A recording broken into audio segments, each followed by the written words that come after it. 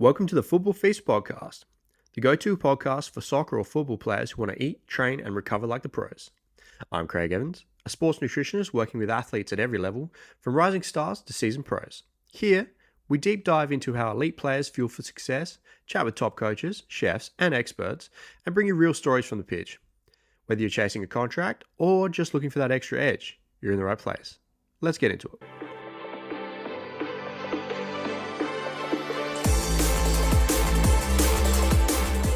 All right, so we're on episode 18 of the Football Feast, and today's episode I've got Dr. Peter Tierney on. Dr. Tierney's worked with many high-end teams and clubs and sort of places such as like Chelsea and Leinster Rugby, and he's worked with English FA, so he's got a lot of experience to share and a lot of knowledge that he's going to share with us today, and I'm really looking forward to digging into this.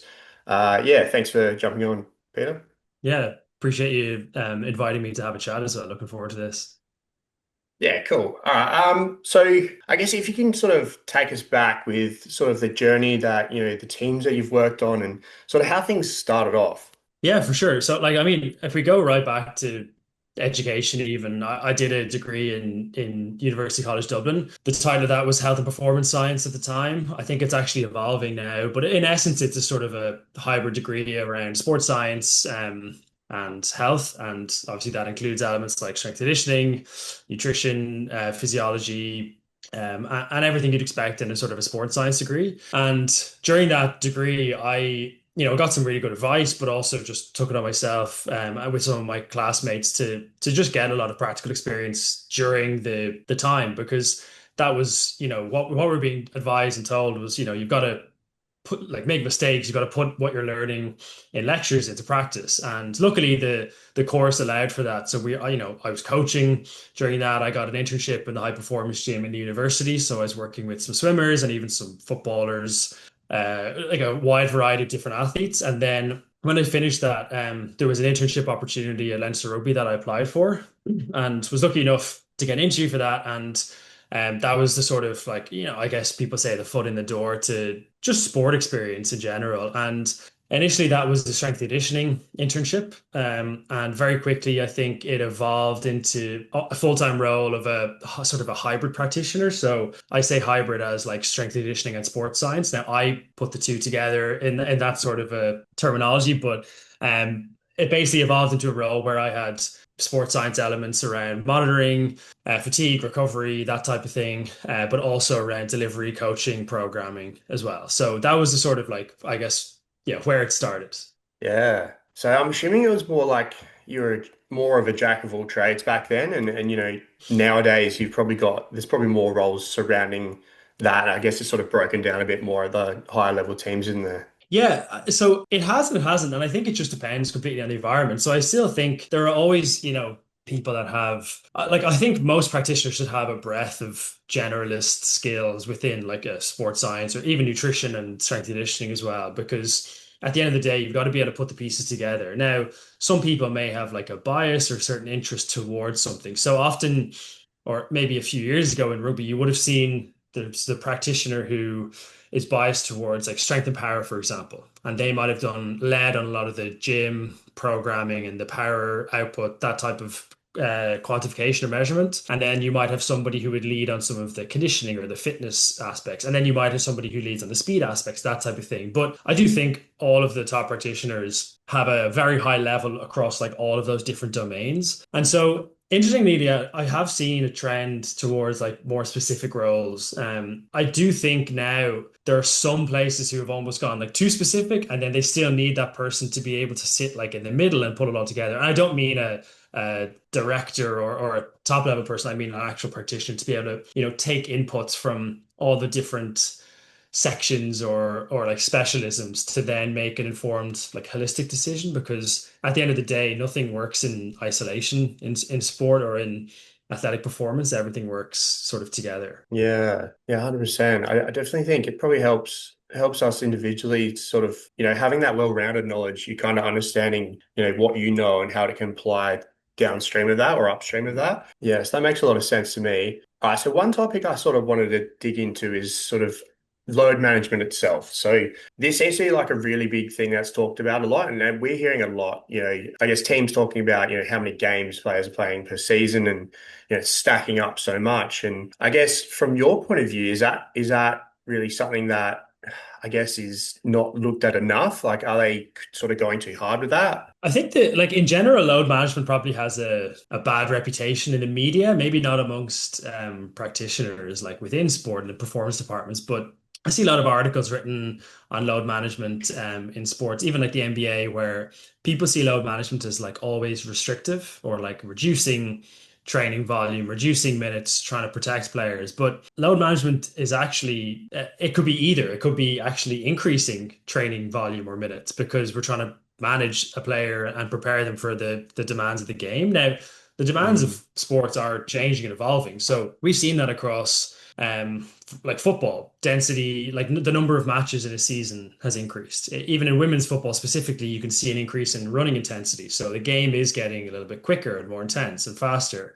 You'll see that in rugby over the last, 20, 30 years, the intensity of collisions and contact and the size of athletes is changed. So in all the sports, the demand changes. So load management for me is just really like trying to prepare players the best as best as possible. But obviously, what you're preparing for might change from 10 years ago to 5 years ago to even in 5 years' time.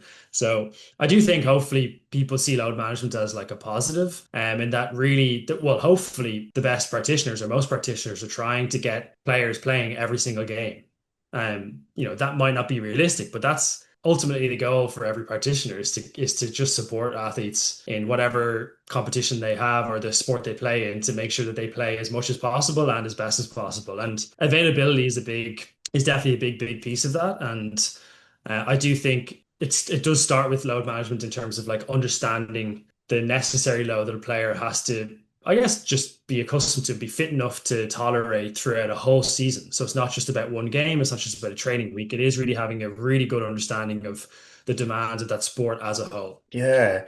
There's something that you pointed out there that I think that it kind of resonates actually with a lot of players or like people that I know that sort of are playing sort of at the amateur level or the semi-pro level, and I don't think they quite realize, like what you're saying there, getting players prepared for, what they're about to do, or getting them prepared for in season and those big matches and the amount that they're going to play.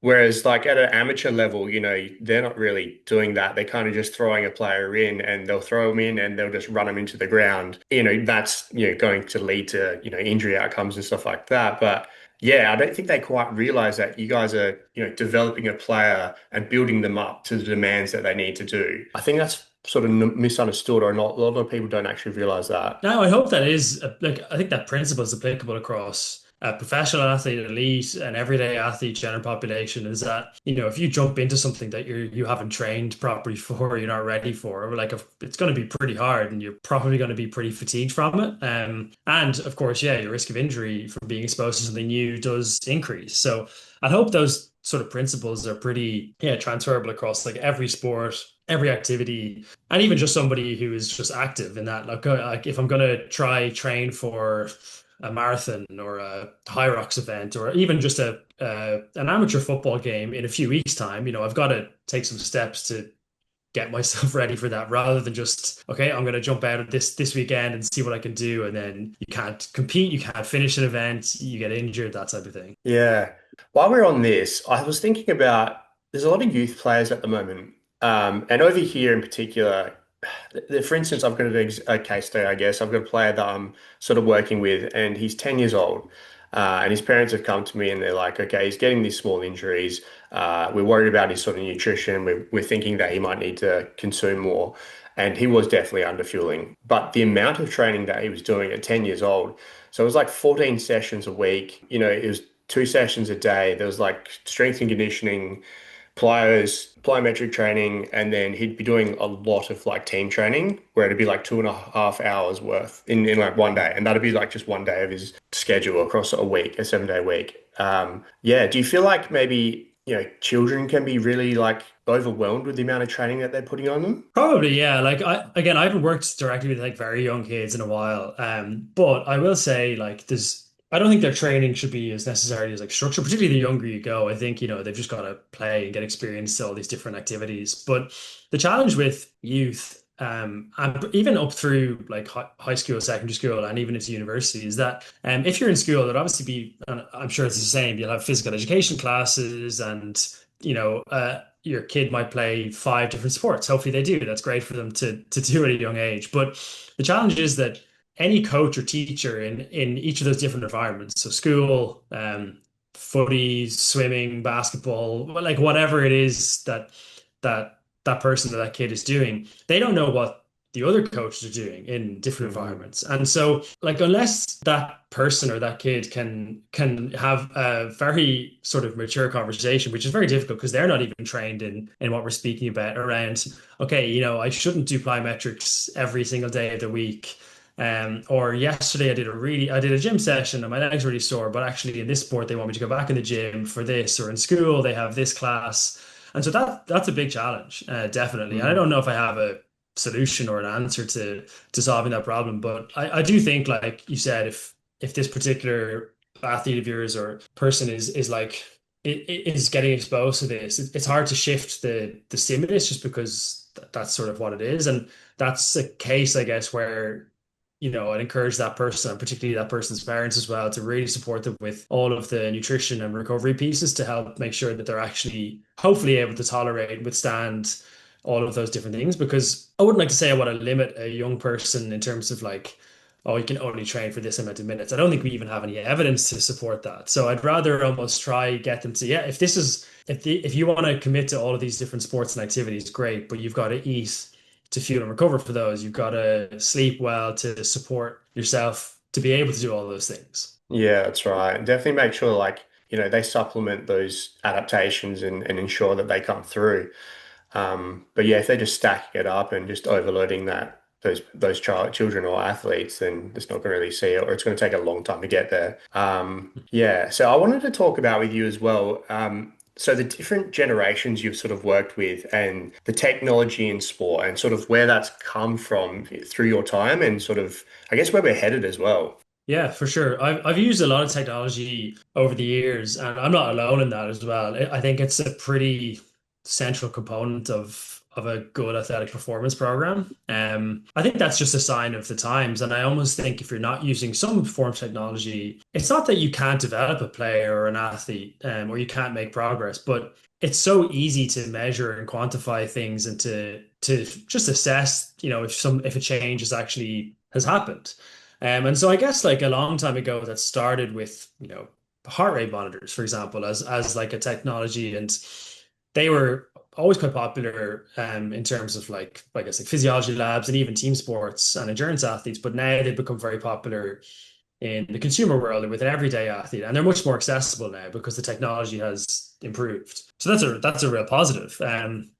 Another example of that would be like GPS technology. So I did a lot of research in my time in rugby and in football, using GPS technology. So that sensor that a lot of athletes wear between the shoulder blades that measures distance, acceleration, deceleration, collisions, and other metrics as well. And, again, historically that was sort of seen as like an elite sports person technology, but now there are consumer versions of that available, which are a little bit simpler in terms of metrics and they maybe offer a little bit less, but the same technology. And so if somebody is a youth athlete who wants to take ownership of their training, they can get a GPS unit and wear that across all the different sports they do, because if they've sort of been able to purchase it or get access to it. And so I guess then you've also got all the technology that's like within the gym. So things that measure load or force or velocity. Again, these have been around for a long time, but they've become a little bit more portable and accessible to actually use. And people's understanding of what to look for as well has improved massively over the last 5 years, if not 10 years as well.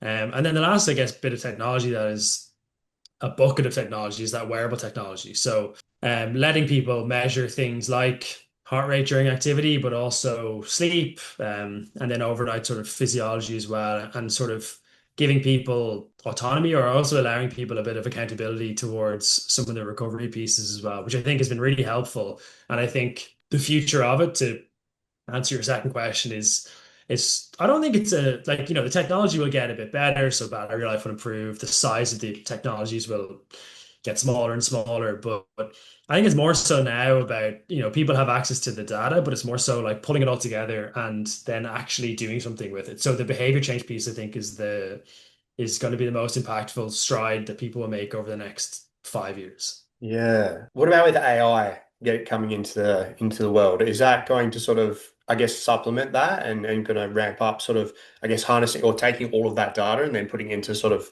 I don't know, something, program or software that's going to sort of, I guess, give them the whole holistic view of everything they're collecting? Yeah, I think that's definitely the use case for it. So to be able to like speed up the process of analyzing data. I think the challenge with it now is that it's the AI or most of the sort of like platforms and programs are quite generic. So they'll pull information from online, which isn't all accurate, first of all, but also isn't specific to the individual context and everything else. So if you can build your own and train your own sort of platform or algorithm or model to support your training decisions, well, then that is definitely going to be a big part of it. I still think there's obviously the behavior change piece and actually going and doing something about it, but certainly to have AI support you querying, if you've got data over the last 5 years for sleep or GPS, volume or gym metrics, to be able to probe that data with AI and ask it some specific questions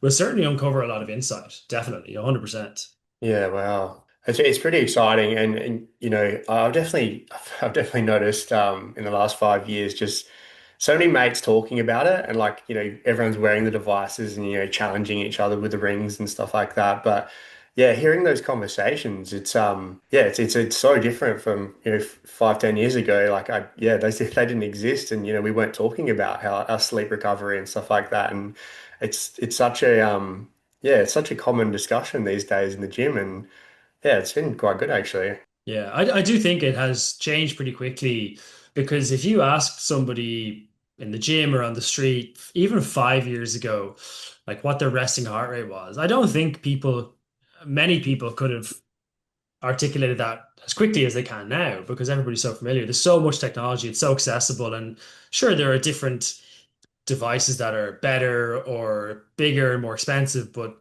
in general, it's pretty accessible to people, in terms of getting that, even from a price point. So I do think and I think that's overall net positive. I think a lot of the shift towards the wearable devices was accelerated during COVID and during that period because obviously there was a huge piece around like illness detection as well. And probably just people had time at home to sort of, get spammed by marketing and adverts and stuff from these companies. But specifically with athletes as well, the wearable technology became a way to sort of, I guess, collect some remote data on athletes to support their recovery and sleep, but also to identify illness. So I'm sure you would have seen in golf, there was a few cases of like golfers wearing Whoop and, their respiratory rate increased on tour and they were able to isolate before sort of spreading COVID and allowed the tournament to sort of like continue during COVID. That was happening for a general population. People going into work were able to identify if they are potentially getting sick. And,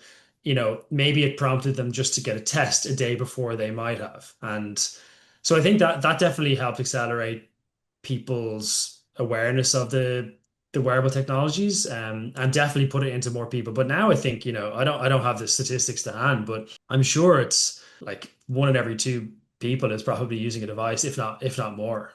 Yeah, yeah, I think you'd be spot on with that. And it's definitely noticeable as well. Like, sometimes I sit down with someone and I'll see them wearing a watch or something like that. And I was like, and straight away I know that, they're into it or they're interested in, looking after themselves or their health and what they're doing. So yeah, 100%. It's very, very popular these days. One thing I've just thought of, and I think like my guests and people that listen to this would get a lot out of is sort of understanding actually what data is being collected at like an elite sporting team. So if you could give us sort of, I guess, an overview of what, an elite sporting team's collecting, yeah, I think that'd be interesting to share with them. Sure, yeah.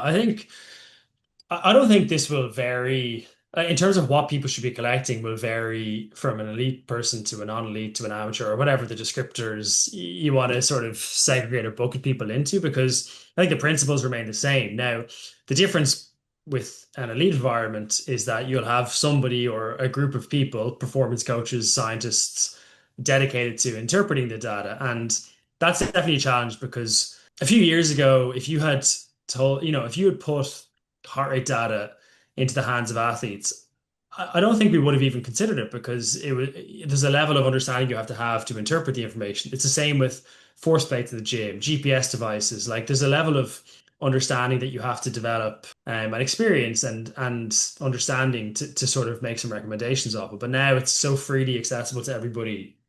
People are probably misinterpreting the data. So that's just a little bit of context before I go into this. I think I would think so. If you think of a team sport athlete, so football, rugby, basketball, that type of setting, and you'll very commonly have elite teams quantifying some sort of like external load. And what I mean by that is from GPS technology, that might be total distance, high speed running, max velocity, and then some sort of like shorter movement based stuff. So acceleration, deceleration work, and in the contact sports, collisions as well. So that's like one pillar or bucket of metrics. I do think then there's the sort of like internal load, so some sort of measurement of heart rate or heart rate response. Not every team is doing that, but I do think that's again the technology is so easily accessible and sort of compatible now that I think every team should be measuring both external and internal load. So that's sort of like the sport or on field.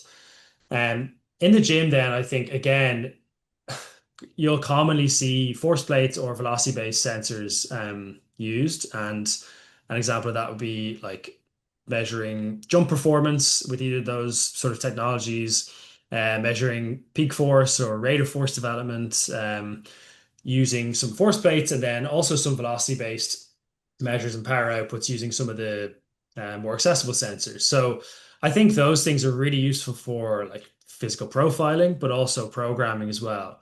And again, to be able to show an athlete that we've measured your force or jump height or power output now, and then we're gonna program based off that.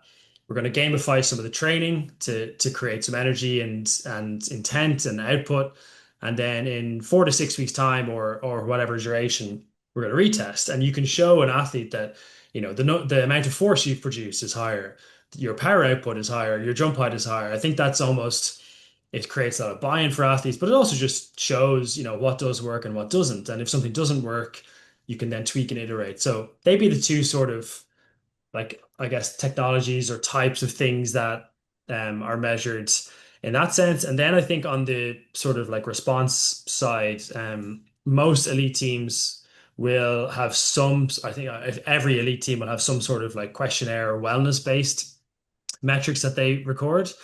So that will ask questions like how do they sleep, how do they feel, how much energy do they have, and then like some of the questions around soreness. Like I've shared like a recovery framework that's kind of popularized more so probably because for the acronym, but some of those questions are definitely commonly used across like elite environments as well. And then I think the sort of new emerging category is the wearable piece. And I think some environments and athletes are sort of integrating the wearables into that sort of system of GPS, external load, internal load, gym output, wellness questionnaires, but some definitely aren't. Like I've had some athletes message me on Instagram and say, "Hey, they had a few questions about like Whoop or Aura Ring and that type of stuff." And one particular athlete, I guess, recently was just they were in a rugby environment, and half of the squad have bought a Whoop device or an Aura Ring off their own accord, but the practitioner or the organization aren't actually looking at the information. And so you're definitely seeing the situation of conflict where obviously the a device or the app will tell you one thing, and then maybe a practitioner or the sort of that other system will suggest something else. And then there's a bit Mm. of a conflict. So that is a common situation nowadays for some places. Yeah, right. And I'm assuming like, okay, so these elite clubs would have a database, and I'm assuming the data's all collected on that database.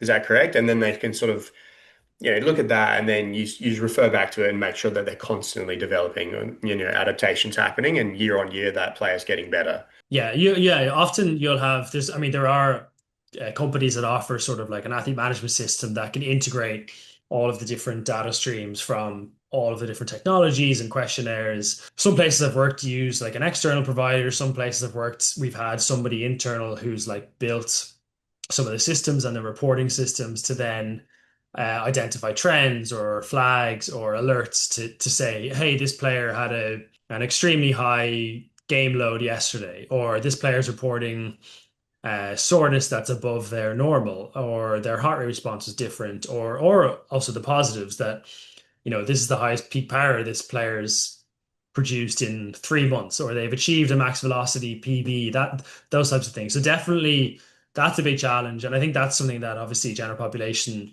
probably won't have the skills or the nuance to do because they'll have all these different apps and different things sort of like with data in different places. And the challenge is bringing it all together. Yeah.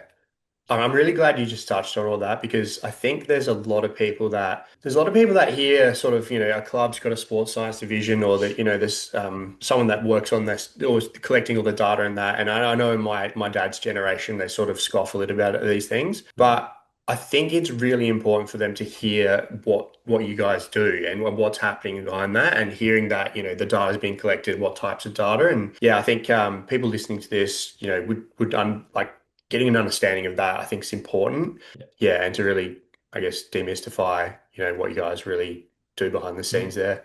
I think also just one last thing on that. Like there's obviously the big data collection and like integration piece, but there's also a huge component, which I probably focus a lot more on the last couple of years, on the translation of those insights to other staff and players and coaches. Because, it's all great if teams and organizations and coaches have dashboards and flags and alerts, but again, if you don't do anything with the information or you don't educate people on why you're collecting information or what it's informing, well, then it's just going to get lost and, the buy-in isn't there from athletes. So I think that's probably the other big piece to mention is, well, actually, there's a huge component around like, yeah, application of that insight, translation and education to athletes, to peers, to coaches as well, and even to, front office or commercial sides, because I think people in general now are much more interested. So you'll see a lot of content from professional teams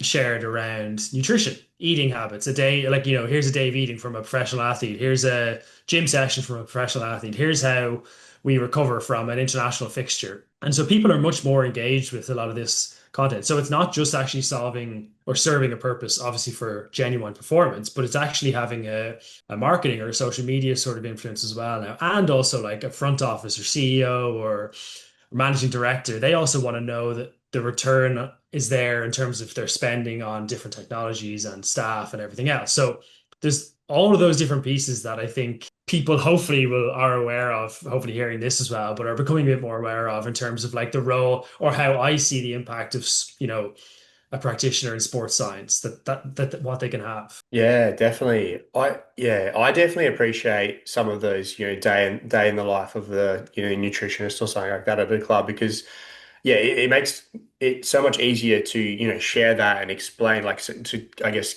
show the people I work with, like, why it's necessary and where it's being used. And yeah, it's extremely helpful. And yeah, I think the club's giving that sort of like underside sort of viewing of the side jobs and stuff like that around the teams. I think it's been brilliant. It really has been helpful for yeah, working with athletes and showing athletes sort of what's going on at those levels. And, if you do want to get there, that's you need to start thinking of that or that's what's going to be going on. Yeah, definitely. All right, so I wanted to tap into sort of some of those frameworks that you do and some of your methods. The first one I want to just sort of get a view on is the other 22 hours project. Yeah, for sure. I can share a bit about that.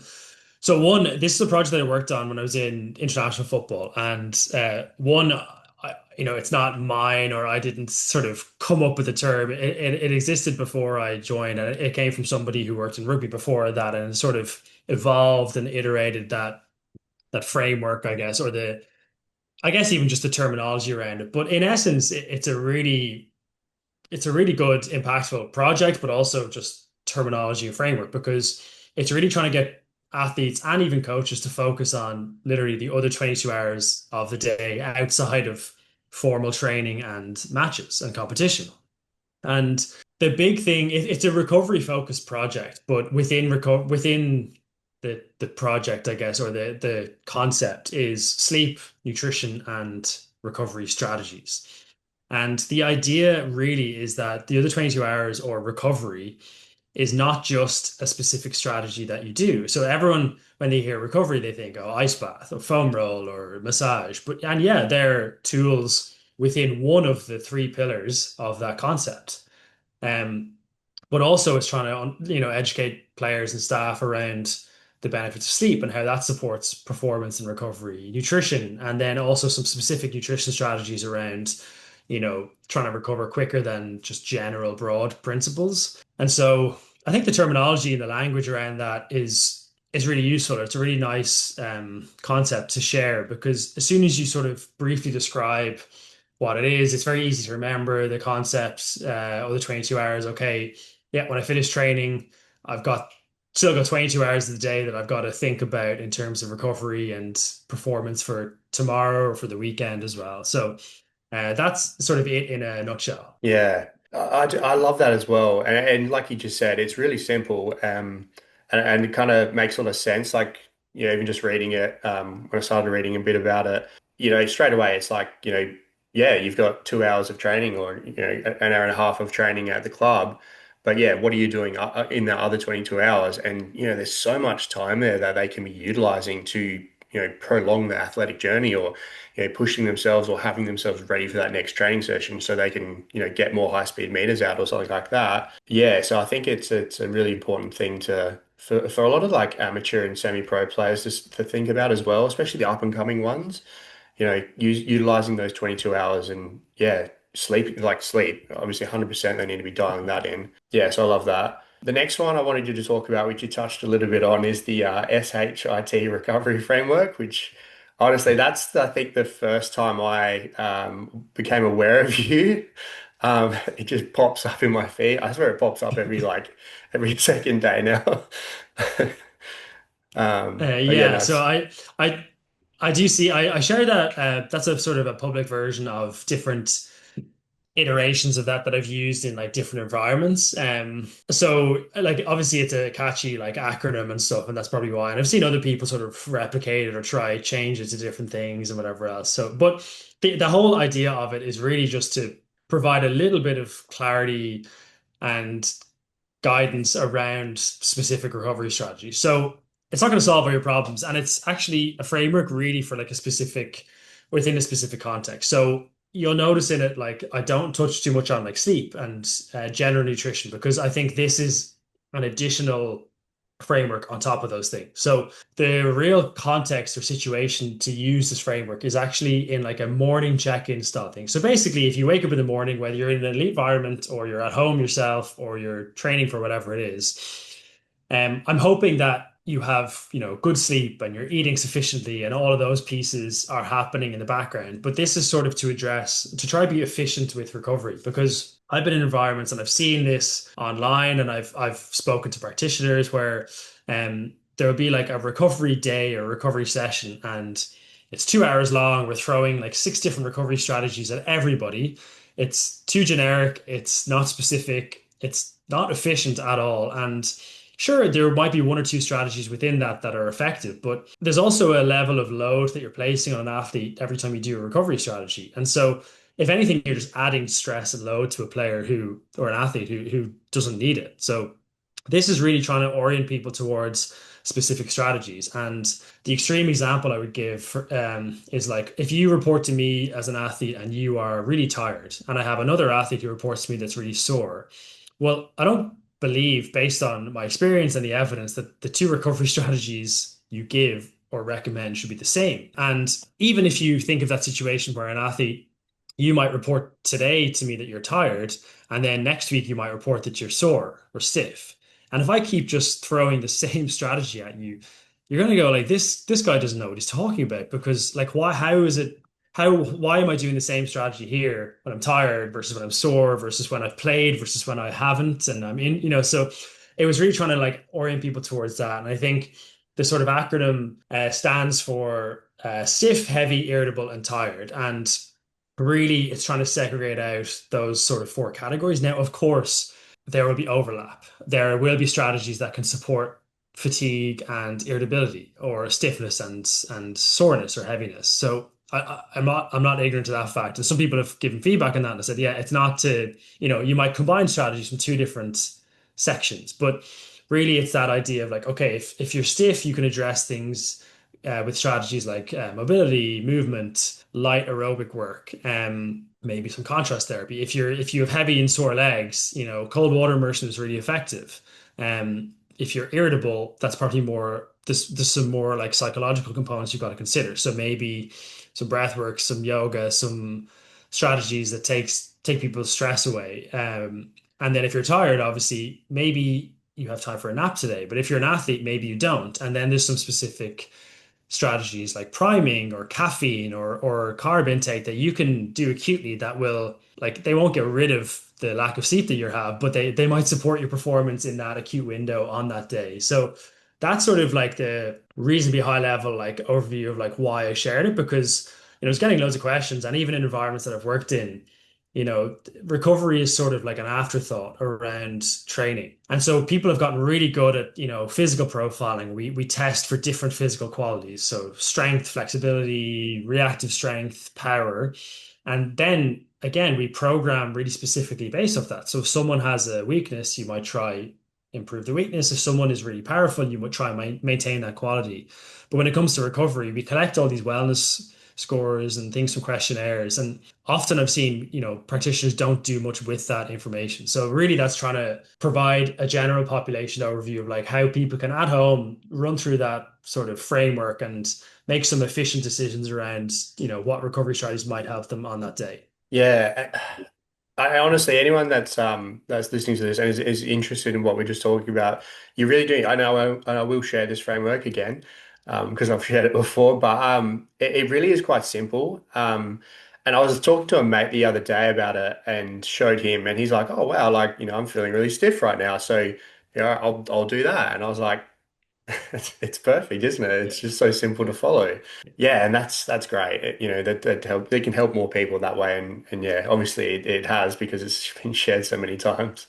Yeah, no, there's obviously some context or like limitations to interpreting it as well. Because, for example, if you're at a different state or phase of the season, the recovery strategies you recommend might be different as well. So, Mm. there's a lot of discussion online. And I think it gets a bit too much discussion, but around like cold water immersion and the impact that it might have on like muscle growth. And so potentially a situation where you would not want to use an ice bath is in a preseason or off-season period where the goal might be to develop muscle mass if that's a priority for you. But in season, or for example, in international football, you play 3 games in 8 days. The main priority is performance and recovery and get players on the pitch performing to a high level. So, I'm not chasing muscle mass or hypertrophy um, outcomes in an international tournament or a camp because you don't have the space or capacity to do that. So there's all those other little nuances that obviously the framework is like, it's a general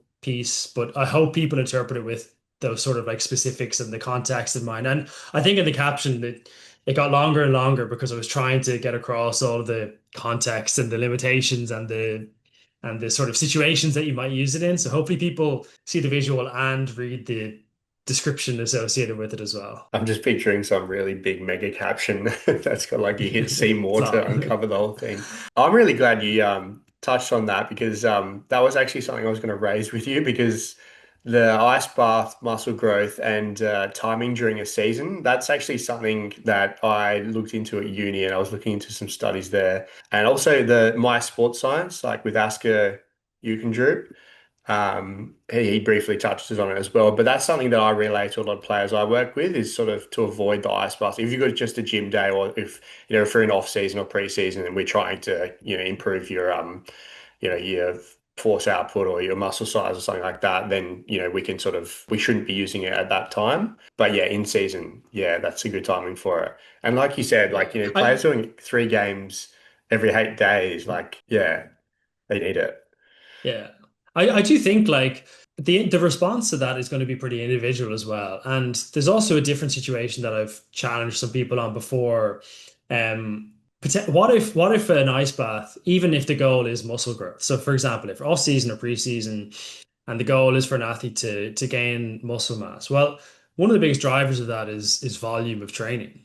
And there's obviously intensity and muscle ten, all the other pieces, but at the end of the day, if I can get an athlete through a few more sets or an extra session a week, that's probably going to help in terms of muscle growth. So, what if the ice bath or 2 ice baths a week supports getting an extra 6 sets done or an extra session? And if you have all of the sleep components and you have the targeted protein and you achieve that like minimum recommendation, you eat in calorie surplus. Well, then there's potentially a situation where, sure, the ice bath might blunt a little bit of adaptation, but if it allows for greater recovery and a greater training load, potentially that outcome outweighs the potential negatives of the ice bath, if that makes sense. And particularly if it's not, Yeah. if it's timed well and there's other factors. So that's also another piece that I think, the pendulum swings. It always does. Like ice baths were like the best thing, and now they're the worst. And I'm like, well, there's always a place in the context for any strategy.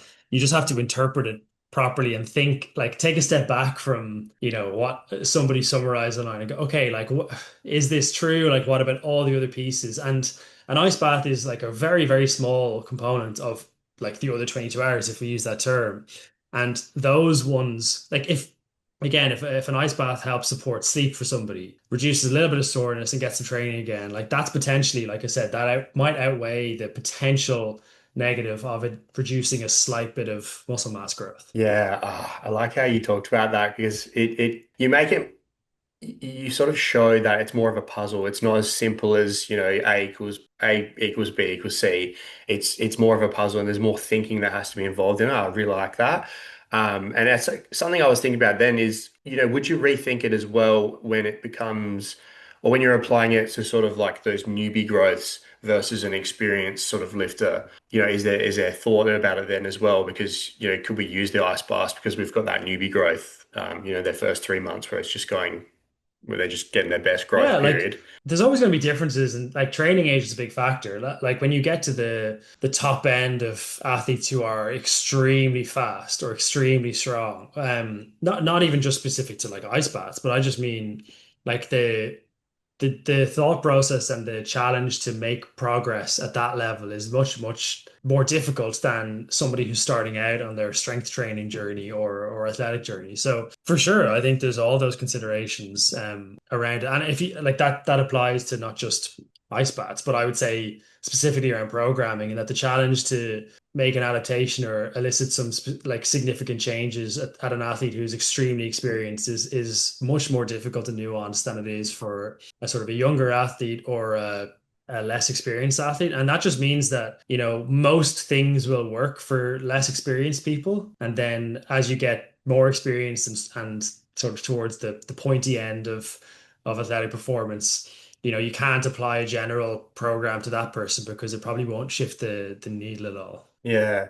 Just quickly before we move on to the next question, I do remember at my uni there was a professor there. He's telling us about where they were working with an Olympic cyclist, and with a cyclist, you've got that they want that maximum power output from their legs, but they also need to keep their weight down. And one of the guys they were working with had the ability to grow muscle rapidly. So like he just does any training session and they just love muscle growth. But yeah, they were using a lot of ice to try and blunt his growth there while trying to, reduce the amount of weight put on to like keep the force or keep the cardiovascular adaptations happening. That's the scenario that I've discussed with some people before, and that there are some sports that don't want an increase in muscle mass.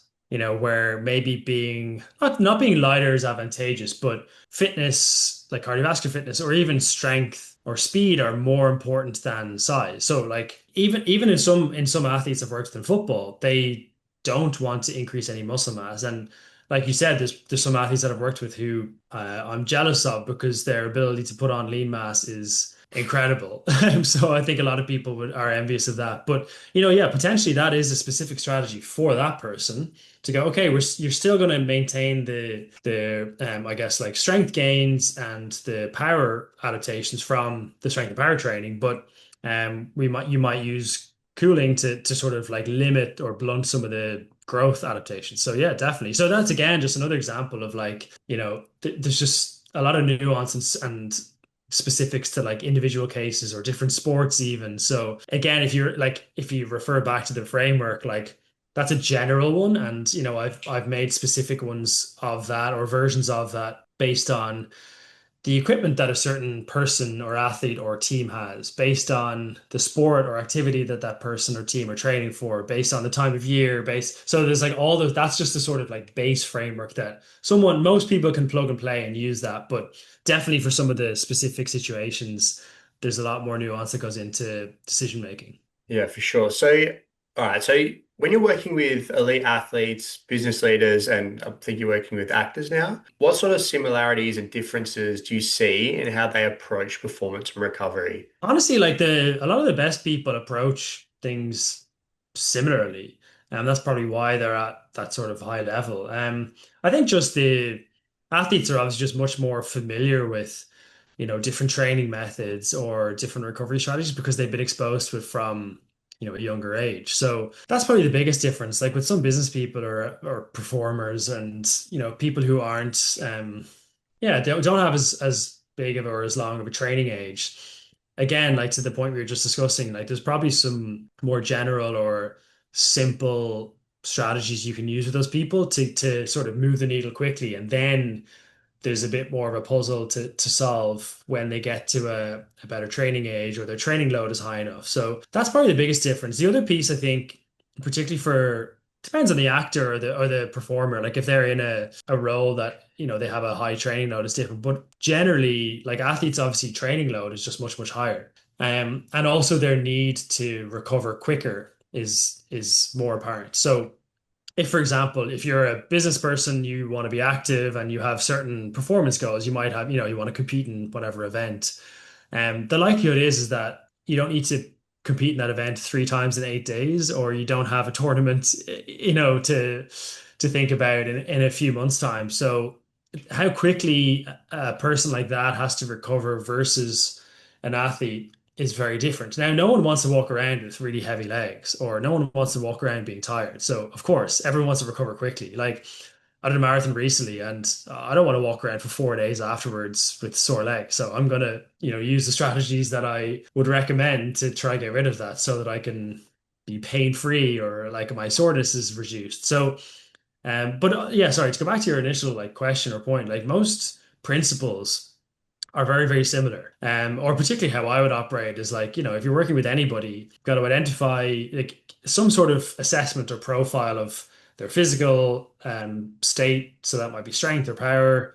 And then you program accordingly. You would retest and reassess fitness or strength, and then kind of iterate and go from there. And then you get some recovery data from wearable sleep, get some subjective responses, and if someone's reporting fatigue or soreness or tiredness, then you recommend sleep hygiene behaviors the same as you would for an athlete or a business person. You recommend certain strategies based on things. So the principles and the sort of philosophy is very, very similar, if not the same. Yeah, that makes sense.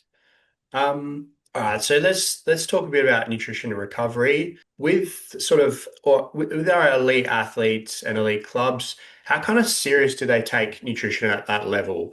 I guess I want to sort of give a perspective to yeah, the people that are listening that might not quite understand sort of.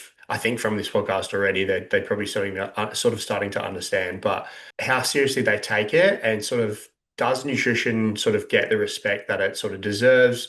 Do you think a lot of athletes take it as seriously as they should, or maybe it's on the back burner? I would say my experience is they take it very seriously. There will definitely be some differences in like sport between sports, maybe even culturally, and also experience level. But I do think in my experience, and that goes across like team sports, endurance in particular. I think people are much more, I guess they're better educated now than they might have been a few years ago on strategies and fueling. And so I've worked with some endurance athletes, and if I use those as an example, they take nutrition extremely seriously. And I would say, carbs in particular are calculated to the gram for not just the lead into a, a key training session or event, but during that training session event and immediately after. And with all of these athletes, they train so frequently that, the timing of nutrition, I think, is starting to matter a little bit more. And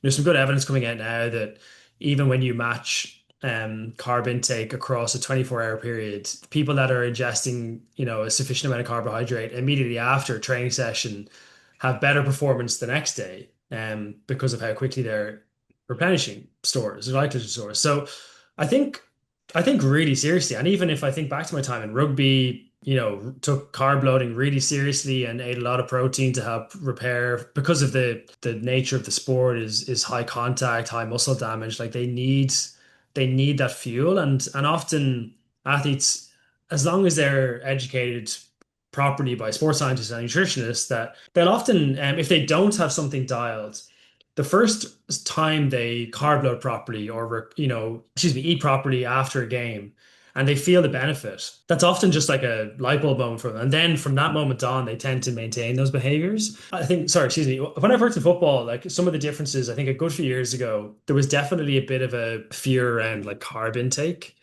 and that may be having a negative consequence on body composition. And again, as you educate people and on the performance benefits, but also the fact that, an athlete ingesting a high amount of carbohydrate they're going to be using, that level of carbohydrate I wouldn't recommend to a sedentary person because they don't have the same energy expenditure. So again, all those education pieces come in, and I think one of the challenges, though, with like a sport like football is just fatigue. And I don't mean fatigue in terms of like tiredness. I mean fatigue from eating the same things over and over and over again. And if you think of an international camp where they've got, like I said, a full tournament, you could have 7 games. Even in top flight football, you're playing, Premier League, and then you're playing European fixture, and then Premier League. So you've got three. It's the same thing, 3 games in 7 days sometimes. For an athlete then to have to carb load 3 times in 8 days and then eat, a sufficient amount of protein, and obviously all these supplements and stuff, that's the use case where they're really helpful. But I've done 2 carb loads in an 8-day period before, and I was absolutely sick of gels and drinks and like whatever foods I was eating. And all I wanted to eat after that was just like vegetables and protein because I just, was sick of it. So that's a huge consideration that I think people probably don't speak about enough is like for those sports that have like a lot of competitions in quick succession.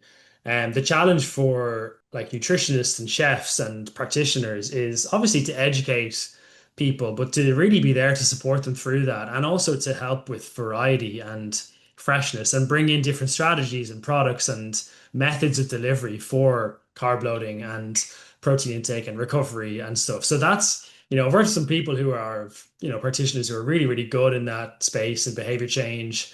And there's a balance of instilling, some really consistent behaviors and meals specifically for nutrition, but also then on the flip side of that, mixing it up and adding a bit of like variety to those things. So yeah, big, big challenge. Yeah, it's that's pretty funny because I was talking to I think he works for Chelsea actually. I was talking to a couple of chefs there, and they were saying that sometimes the meals can get quite bland.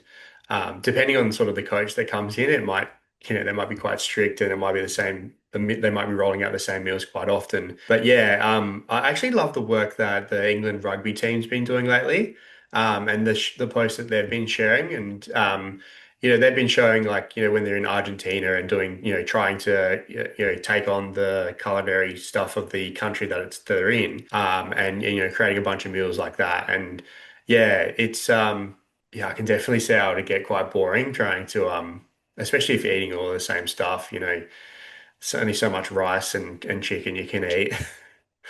Yeah, Um, definitely. And yeah, like I agree. I know James, the nutritionist in England Rugby, I worked with him previously. He's a good mate of mine. He's doing some really, really good stuff.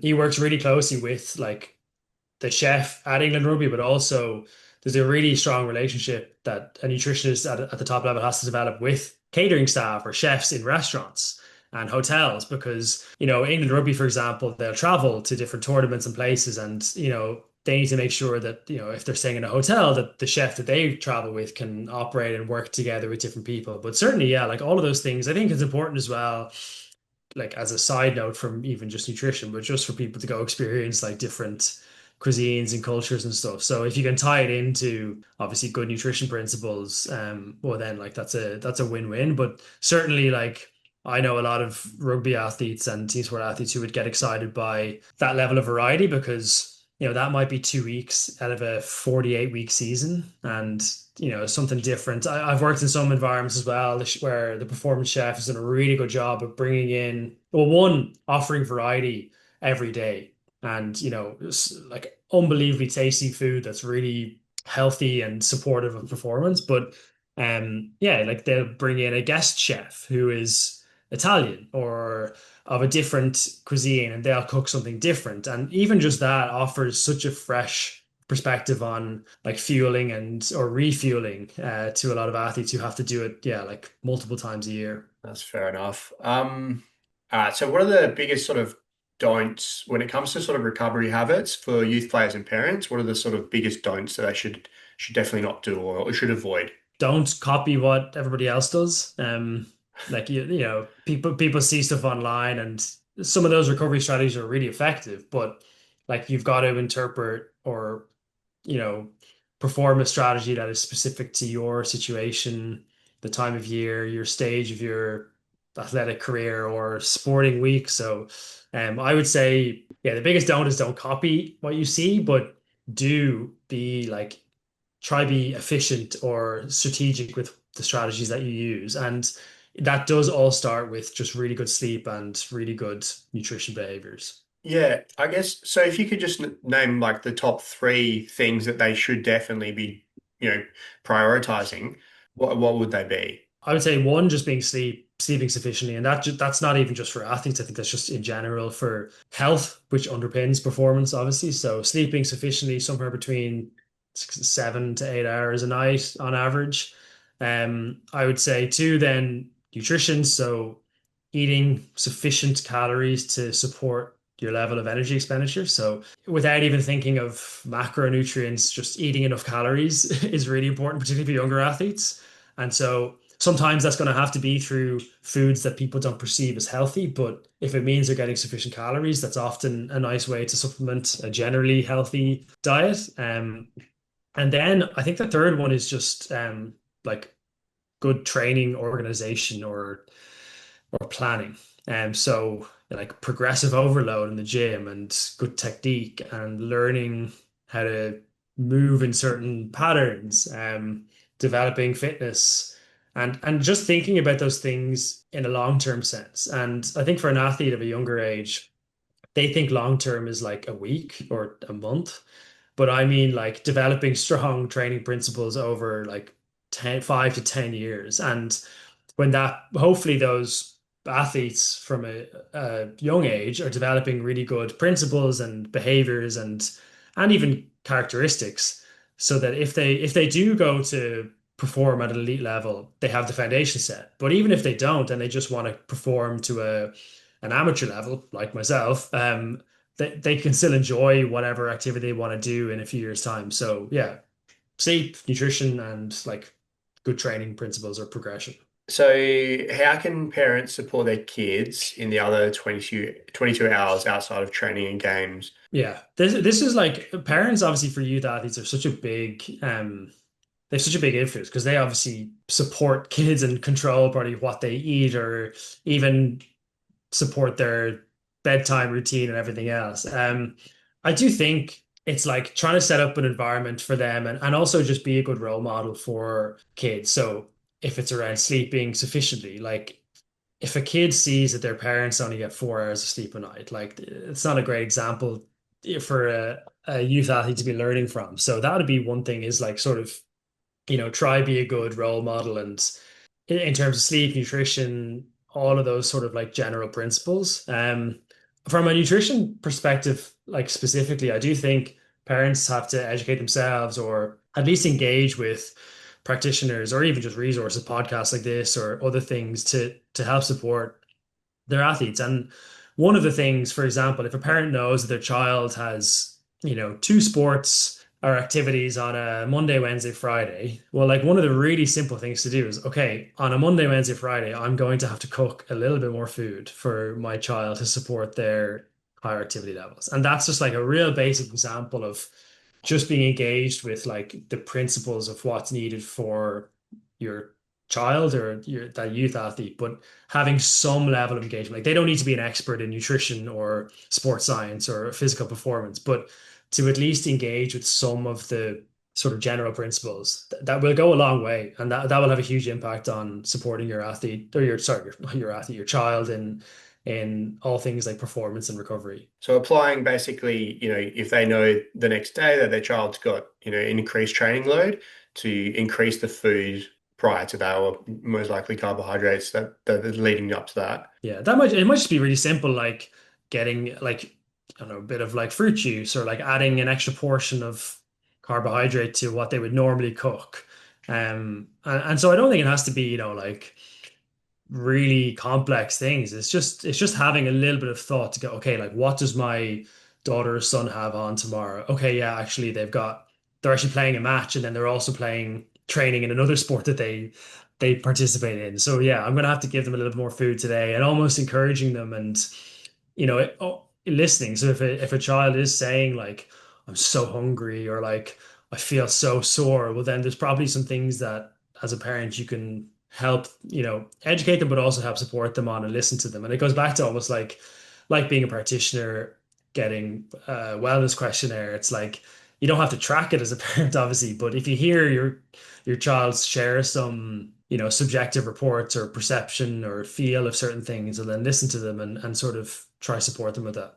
Yeah, I work with quite a lot of amateur or semi-pro players, and the amount of players that I've got that have got a job at like, they're like, there's like a bricklayer and he plays AFL, and basically the literature for AFL is like 8 to 10 grams per kilogram body weight of carbs, and I'm looking at what he's eating, and I've got his food diary, and there's like 3 grams.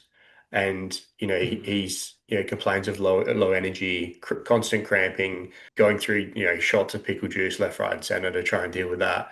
But yeah, we up his fueling to sort of get close to his massive load that he's doing, because he's a bricklayer, and in general that job itself is a gigantic amount of energy need. But then he goes to does his training sessions and tries to play a full game of AFL on the weekend.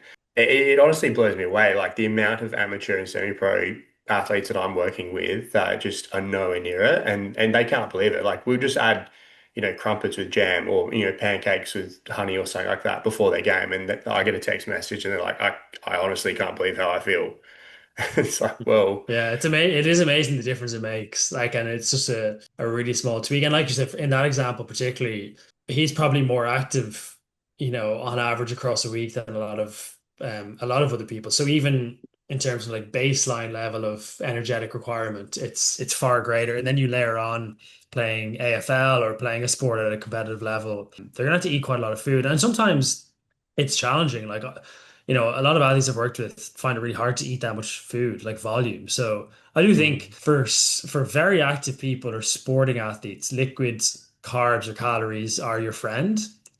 In terms of like general population, they actually tend to be the enemy sometimes because they're too easy to ingest. So that's again another context one yeah. where liquid carbs and calories I think are like smoothies, juices are just like such an easy way for people to athletes to get or to meet their or at least get closer to their requirement or their needs rather than trying to eat so much food because that you can also feel a little bit sluggish. And in that example, for someone who's working in manual labor, like you don't want to feel sluggish if you're out all day doing stuff, and you don't want to feel sluggish going into a training session or a match as well. So yeah, liquid carbs and calories are an athlete's friend for sure. Yeah, and also, I think at the same time I was writing a plan for like a professional player, and I'm looking at, literally what you just said then. Like, he's training an hour and a half a day, and I'm looking at this guy who's doing, 8 hours of bricklaying and then going to do 2 hours of AFL training, and I'm like, yeah, you have no idea how much fuel you need. Yeah. Do you think youth academies and grassroots clubs should be prioritizing education on recovery, sleep, and nutrition? Definitely. I hope places are doing it, but I don't think it should replace like educating training principles either. I just think it's now people are just much more aware of like nutrition and sleep and the benefits and the importance. So I would hope that the education for those specific things around sleep, recovery, nutrition are part of a well-rounded education or physical or performance program that support giving a youth athlete just the tools and understanding of what they need to do without like overcomplicating things as well. Like, I don't want education to seem like it has to be this, like, it shouldn't be like a lecture. It shouldn't be another block of hours of study or school that they have to sit down and, they've got homework to do from it. But it should just be reinforcing really good behaviors and principles around training and sleep and eating well and recovery so that, they can just do what they want to do and have fun with it. So I don't think it has to be like a really, really, like, it can be formal in terms of structure and like what's provided. But in terms of like learning, I don't want it to seem like it has to be, yeah, like a really boring or cumbersome task for a youth athlete to have to sit through somebody talking for 2 hours once a year. It should be sort of like an ongoing thing, I think. Yeah, I definitely find that giving short little presentations for the youth athletes is probably better. Doing like a 15-minute preso and or a workshop with sort of one activity or something like that. And we'll just do it on carbs or we'll do it on like protein or something like that, Yeah, or what their plate should look like on a training day. Um, yeah, yeah, something like that. And I feel like, you sort of the information hits a bit better than, if I sit there and try and talk a whole presentation about, carbs, protein, training day, fueling halftime and stuff like that, yeah. travel fuel and things. It's, yeah, you can see it gets lost. I think it'd be good to finish up with sort of if you can outlay for an athlete or a parent or a coach, I guess what they should sort of focus on, if they want to improve their strength and conditioning, what they could focus on or what they should be trying to do. Should they go and get, I guess, a minimum of like that baseline of a battery of, what they can do or their vertical jump height and stuff like that. And then, try and build on that year on year. And then I guess for nutrition as well. So I guess, focusing on, eating enough. Like, I guess the top things that you can think of for those categories and recovery as well, maybe. Yeah, I think like generally speaking, I think for a youth athlete anyway, like it's hard to make a recommendation because it's always going to depend on like the sport that they're playing. But there are like general physical qualities that just underpin all athletic performance. So that might be like general lower body and upper body strength, a good aerobic system, getting faster.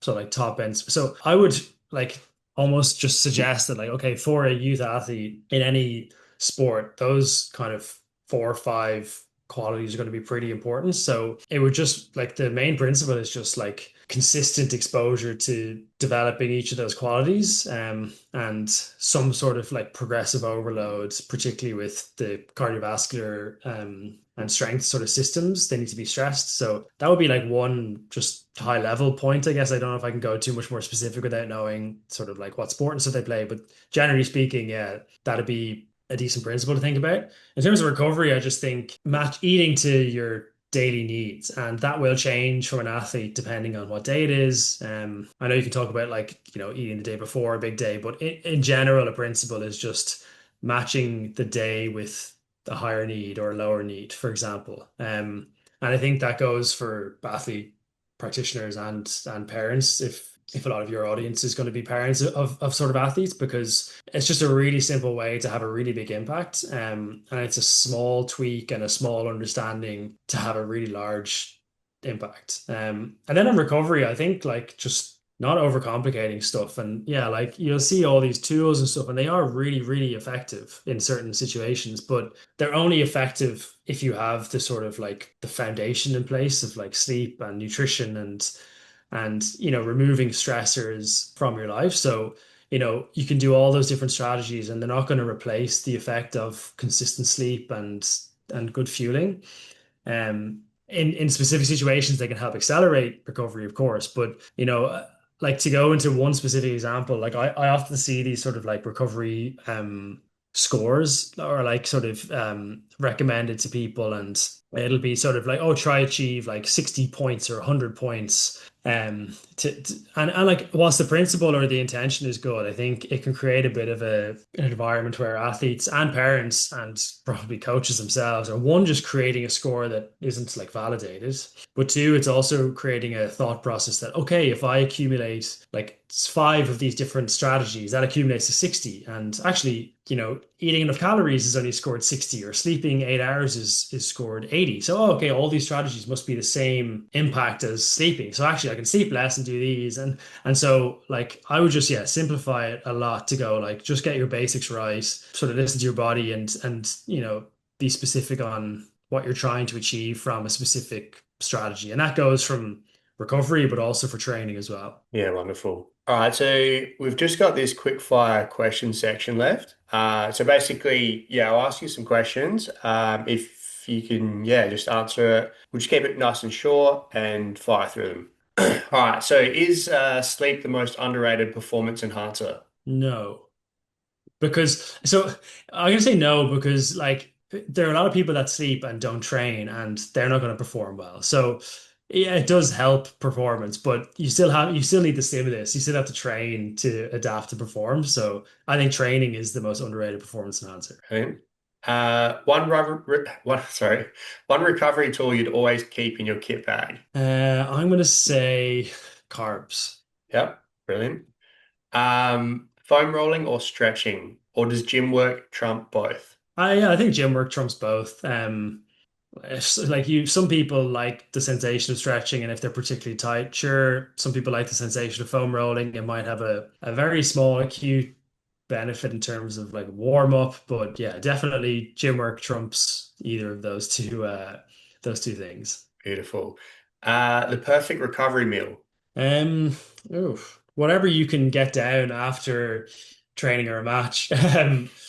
Like I know some athletes really struggle to eat, so that can be smoothies. So yeah, like a really good ratio that or a sort of principle that people might find useful is like a 3-to-1 carbs to protein ratio after a match or a big session. So that might be 150 grams of carbs, 50 grams of protein, something like that. So whatever that is, whatever way you can get that down, go for it. Beautiful. Carbs or protein, which do players usually undereat? Oh, in my experience, I think. Oh, sorry. I would say most athletes undereat carbs. The the difference I've seen is actually endurance athletes, where I think they eat enough carbs and maybe don't eat enough protein. And so my answer is probably athlete or sport specific. But generally speaking, I think people undereat carbs. Do you guys, we're finding over here that our supermarkets are just getting pumped with protein added everything. I think like Kellogg's just released all this like cereals with like Fruit Loops and Cocoa Pops with added protein in it. Yeah, it just seems like everything has got like a protein secondary option. It's like high protein. Is that happening a lot over there as well? Yeah, definitely. And like I lived in Canada as well. It's happening in North America, Europe. Like I think I went into a store in Canada a couple of years ago and there was a bag of like salad or lettuce that said high protein. And it had like I think they added like pea shoots or something, which like again the level of protein in the bag they're advertising is just pure like marketing. So it is unfortunate because protein is important, but so are carbs and fats, and so are other micronutrients. But obviously we've gone a bit probably a bit too far with some of the branded things, and it's okay to eat stuff that doesn't have protein in it for sure. So yeah, I'm definitely seeing that as well. Yeah. And usually people are quite surprised about how much protein's in just random everyday ingredients anyway. Like, bread contains protein and obviously like, you got your legumes and stuff like that. Actually, they usually have side on their side dishes next to their, steak or whatever, which is actually accumulating across the day as well. So yeah, it's Yeah. it's gone crazy. Biggest recovery mistake you see in young players. I would say, yeah, like over focusing too much on specific strategies versus getting the basics in place first. Yep. Your favorite wearable? Ooh, interesting one. So many. I don't think there's no one wearable that does everything for me right now. So, I would say Whoop is up there because the data's good. Their app is good and provides some good insights, but it obviously doesn't have like GPS or smart features. So you need to pair a wearable with a smartwatch. So I'll give you two combinations that are good for a lot of people. A combination that I see a lot is an Apple Watch and an Oura Ring. So really good combination, kind of tick all the boxes. And then same thing like a Coros or Garmin smartwatch with a Whoop as well. So, but if I had to pick one at the moment to probably solve a lot of problems for people, particularly if they're like team sport athletes, would probably be Whoop. Yeah, brilliant. I'm glad I asked you that question. Best way to switch off mentally after a big game? I would say like spend time with people who aren't involved in your sport or like that team. Or if it is just like go out. So I don't want to, I'm not going to say go out to youth athletes, but like, if you've played a game and you need to switch off, yeah, spend some time with like family who aren't playing the game as well. And you'll find that kind of just takes your mind off some of the stressors or the sort of maybe some of the good and bad that you've done because they'll just talk about something else. Oh, I like that. So, what's one myth about cramping that you'd like to bust right now? That we know exactly what causes it. Not I don't necessarily think, exactly. yeah, no, as in, I just don't think we know exactly what causes it. So that's probably the myth that, people think that they know exactly what to do with cramp, but realistically, it's a combination of a load of different things that we probably don't know exactly. But um, yeah, pickle juice does help. It can help. So does good conditioning, strength, carb loading, hydration, all those different pieces. But yeah, I think the myth is definitely that people think we know everything about it, but we don't. Yeah, I've definitely worked with a few players that, they reach for the pickle juice first, but they don't have the other things in place. So, they won't be eating the right amount of fuel or don't have enough carbs in the tank. Or they, it'll be pre-season and they've not really built up the load to be able to handle what they're going to do. And then they're going for that. They're wondering why they're cramping. Yeah. So what's the first thing you do in your own recovery routine after a workout? Eat, eat straight away is like kind of a non-negotiable. So if I have food ready, I'll eat it. If I don't, I'll try get some sort of meal, or if it has to be a product or a supplement, I'll do that. But definitely just get some fuel in straight away. Yep. If you weren't in performance and recovery, what career would you be doing? I have no idea, to be honest. Like Acting? no, no, definitely not acting. I don't know, like photography, maybe. Yeah, photographer might be a good shout. Nice one. Okay. I didn't expect that. What's up next for Dr. Peter Tierney? Much of the same. I'm doing some really cool work with a couple of different brands and organizations. So diving into that, I'm working with some athletes and sport organizations as well on like some internal things. So sometimes I can't share all of that out, which obviously is like one of the limitations of doing some of that work, but much of the same. So hopefully some of those projects and contracts and um streams of work continue into the new year. But yeah, I have a few good things on up until the end of December, January, and then hopefully they continue into the 2026. Oh, very exciting. Very mysterious. I like it.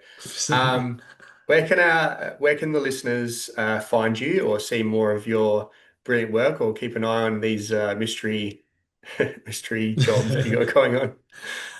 Nothing mysterious. I'm on Instagram and LinkedIn and Twitter, X.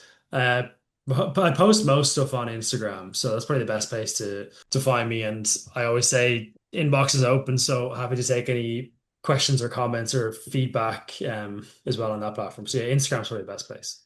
Yeah, brilliant. I'll definitely put that in the show notes as well so people can find you. Yeah, so yeah, thank you for stopping by. I've definitely enjoyed chatting. Yeah, it's been good. No problem. Thanks for having me. That's all for today, guys. You can follow the Football Nutritionist at Instagram, YouTube, and TikTok. Keep fueling for success and kicking those goals.